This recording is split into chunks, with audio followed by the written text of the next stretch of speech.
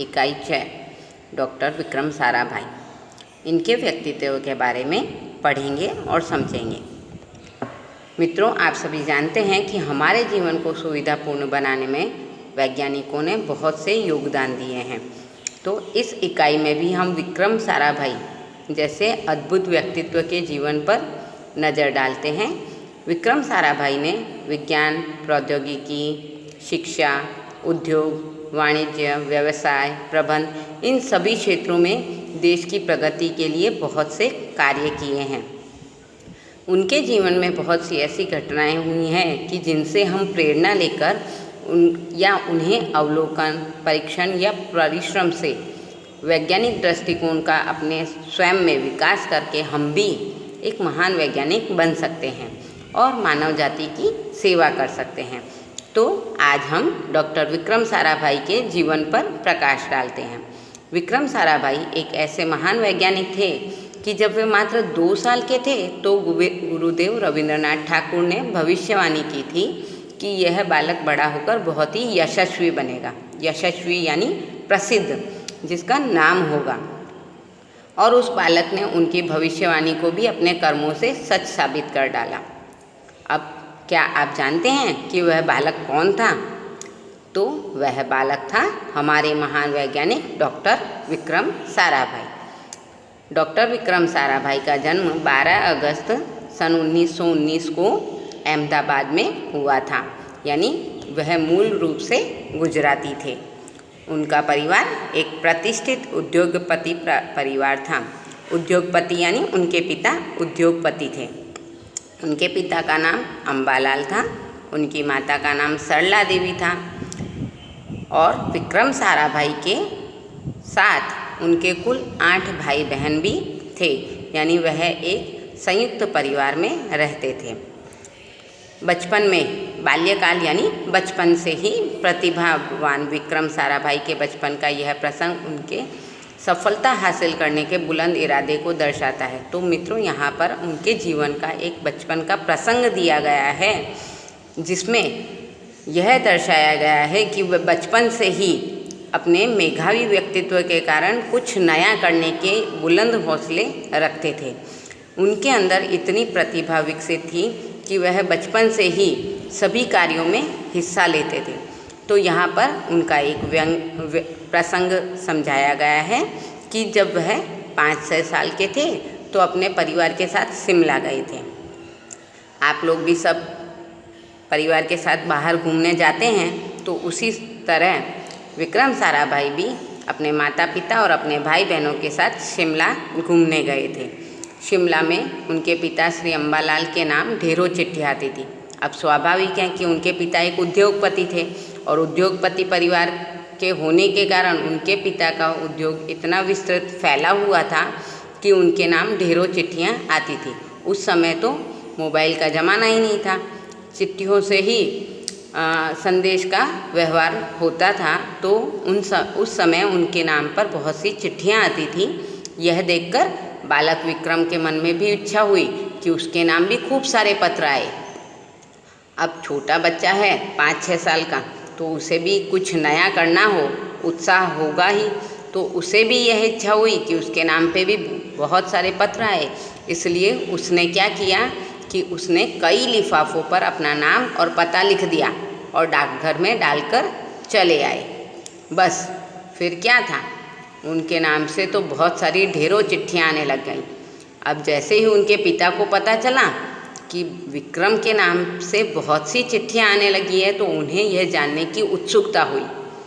उन्होंने देखा कि उनके मन में बालक विक्रम के पीछे, इस काम के पीछे के उद्देश्य को जानने की इच्छा हुई। अब उन्होंने इस उद्देश्य को जानने के लिए विक्रम को बुलाया और उससे पूछा। तो जैसे ही उन्हें असलियत मालूम हुई, उन्हें हंसी आई। हंसी तो आई, लेकिन साथ ही साथ अपने बालक की मेधावी व्यक्तित्व को सफलता पाने की इच्छा जानकर उन्हें अच्छा भी लगा। उन्हें यह जानकर भी अच्छा लगा कि उनका बेटा अभी से ही आगे चलकर कुछ ना कुछ सफलता के लिए करना चाहता है। इसलिए वह बहुत ही प्रसन्न हुए। जब वह 8 साल का था तो साइकिल पर बहुत सी कलाबाजियाँ करते थे और लोगों को अचंभित कर देते थे। जब आप लोग भी साइकिल चलाते हैं तो कभी एक हाथ से, कभी खड़े होकर, कभी बैठकर इस तरह चलाते हैं, तो उसी तरह विक्रम भी साइकिल पर बहुत सारी कलाबाजियाँ करते थे और लोगों को आश्चर्यचकित कर देते थे। अचंभित करना यानी आश्चर्यचकित करना उनके साहसिक कारनामे बहुत ही प्रिय थे, यानी उन्हें हमेशा कुछ ना कुछ नया करने का ही उत्साह बना रहता था। वह हमेशा साहस भरे कार्यों को करने के लिए तैयार रहते थे। गणित और भौतिक विज्ञान इन दोनों के प्रति उनकी गहरी दिलचस्पी थी। दिलचस्पी यानी उन्हें बहुत ही प्रिय विषय थे।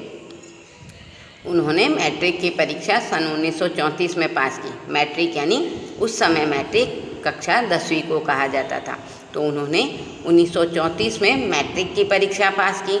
1934 से 1937 में गुजरात कॉलेज अहमदाबाद से उन्होंने इंटर की पढ़ाई की। तो इंटर यानी ग्रेजुएशन, यानी उन्होंने अपना ग्रेजुएशन 1934 से 1937 में गुजरात कॉलेज अहमदाबाद से किया।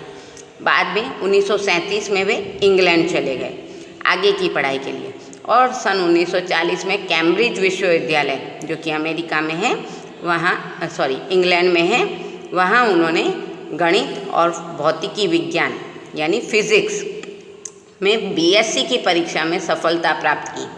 यानी अब वो स्नातक डिग्री हासिल कर चुके थे। लेकिन जैसे ही वहाँ पर द्वितीय विश्व युद्ध शुरू हुआ, आपको पता है कि द्वितीय विश्व युद्ध 1939 से शुरू हुआ था 1945 तक। तो जैसे ही वहाँ द्वितीय विश्व युद्ध शुरू हुआ तो विक्रम साराभाई वहाँ से भारत लौट आए। भारत में उन्होंने सर सीवी रमन और डॉक्टर होमी जहांगीर भाभा इन दोनों का साथ लिया और इन दोनों के सानिध्य में वह विज्ञान के क्षेत्र में कार्य करना शुरू करने लग गए। वहाँ राष्ट्रीय स्वतंत्रता आंदोलन से भी वे बड़े प्रभावित हुए। सन 1942 में उन्होंने मृणालिनी स्वामीनाथन के साथ विवाह किया था। तो उसके बाद उनका वैवाहिक जीवन मृणालिनी स्वामीनाथन के साथ 1942 में शुरू हुआ। उन्होंने अंतरिक्ष की गहराइयों में आने वाले रहस्यमयी कॉस्मिक किरणों पर भी अनुसंधान करके कैम्ब्रिज विश्वविद्यालय से सन 1947 में पीएचडी की उपाधि हासिल की।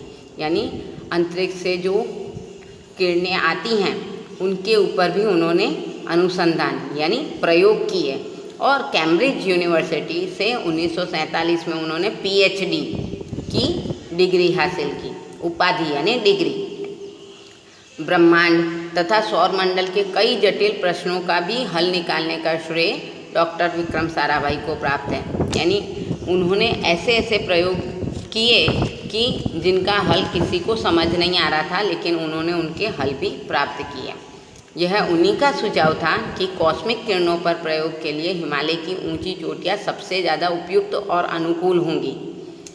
ऐसा इसलिए क्योंकि हिमालय की ऊंची चोटियों पर कोई जीवन संभव नहीं है और यदि कुछ हानिकारक परिस्थिति भी सर्जित होती है तो इससे किसी के जीवन की क्षति नहीं होगी। इसलिए भारत सरकार ने गुलमर्ग में वैज्ञानिक उपकरणों से लैस एक प्रयोगशाला स्थापित की। डॉक्टर विक्रम साराभाई के निजी प्रयासों से सन 1947 में भौतिक अनुसंधान प्रयोगशाला अहमदाबाद में भी स्थापित हुई।